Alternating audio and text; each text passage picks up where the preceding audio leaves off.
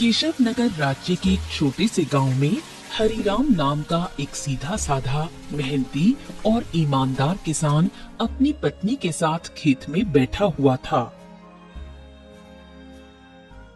देखना, हमारी फसल इस साल बहुत अच्छी होगी। हाँ, क्योंकि मेरी मेहनत के साथ साथ मेरे खेत की जमीन पर तुम्हारी मेहनत का पसीना भी शामिल है अर्चना। हाँ। नहीं, सारे गांव में केवल तुम ही मेहनती और ईमानदार हो।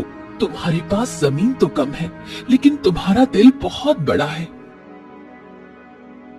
कुछ देर बाद दोनों पति पत्नी घर चले गए।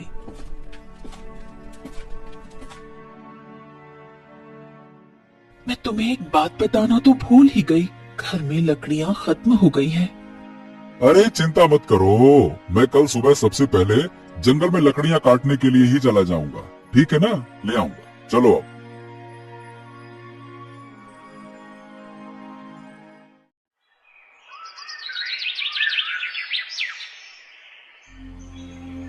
अगली सुबह हरिराम लकड़ियां काटने के लिए जंगल चला गया।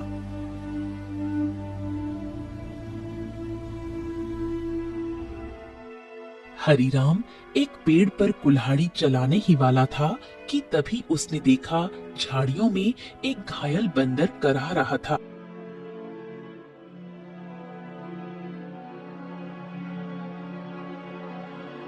हे भगवान, बाप रे, इस बंदर को तो लगता है किसी ने बुरी तरह से घायल कर दिया है। जरूर किसी जंगली जानवर ने इसके ऊपर हमला किया होगा। बताओ भला, बेचारे का हाथ खून से भरा हुआ है। ओहो। हरिराम बंदर के पास बैठा था। काश तू बोल सकता तो बता सकता कि तेरी तकलीफ कहाँ है। फिलहाल तो तेरे हाथ में खून दिख रहा है, लेकिन जिस तरह से तू दर्द से तड़प रहा है ना, बाप रे, तकलीफ तो कहीं और ही है। उसी समय वहाँ एक साधु आ पहुँचा। कौन हो तुम और बंदर से क्या बातें कर रहे हो? प्रणाम साधु महाराज, मैं तो बस लकड़ियां काटने के लिए जंगल में आया था। इस घायल बंदर को देखा तो इसके ऊपर तरस आ गया। लगता है किसी जंगली जानवर ने हमला किया इसके ऊपर। देखिए ना, इसके हाथ से खून बह रहा है, लेकिन जिस तरह ये दर्द से तड़प रहा है, मुझे तो लगता है कि इसे कहीं और ही तकलीफ है।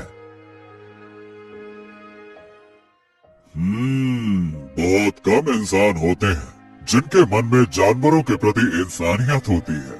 रुको रुको रुको। ओम। इतना बोलकर साधु मंत्र पढ़ने लगा। अचानक रंग बिरंगी किरणों से बंदर का जख्म सही हो गया। हाँ, अब ये बंदर तुम्हें बता सकता है कि इसकी तकलीफ कहाँ है। इतना बोलकर साधु वहाँ से चला गया।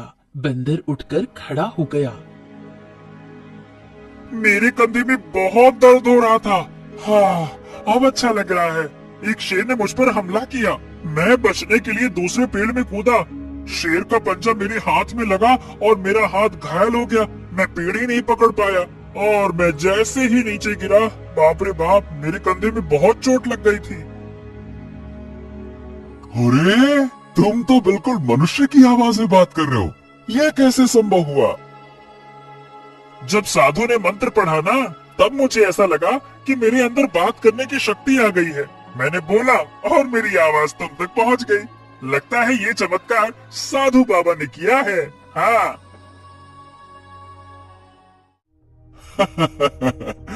अच्छा ये बताओ, तुम मेरे घर पे चलोगे?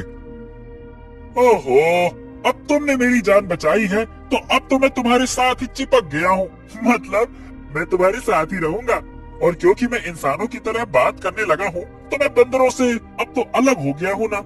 क्या करूंगा उन बंदरों के साथ रहकर? अब तुमसे बातें करूंगा जी भर के। चलो, तुम मेरा कोई अलग नाम भी रख सकते हो। बताओ बताओ, मेरा क्या नाम रखोगे? बड़े मजे की बातें करते हो तुम। चलो ठीक है, मैं तुम्हें आज से गोलू कह के पुकारूंगा। क्यों, कैसा नाम है? अच्छा नाम है ना? हाँ, अच्छा नाम है। चलो चलो चलो चलो, घर चलते हैं।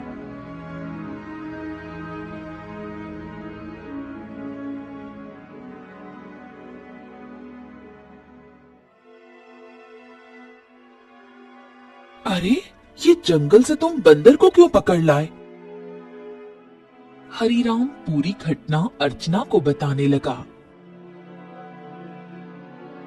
क्या क्या वास्तव में बंदर बात कर सकता है? अरे तुम स्वयं पूछ लो। क्या नाम है तुम्हारा? मेरा नाम गोलू है।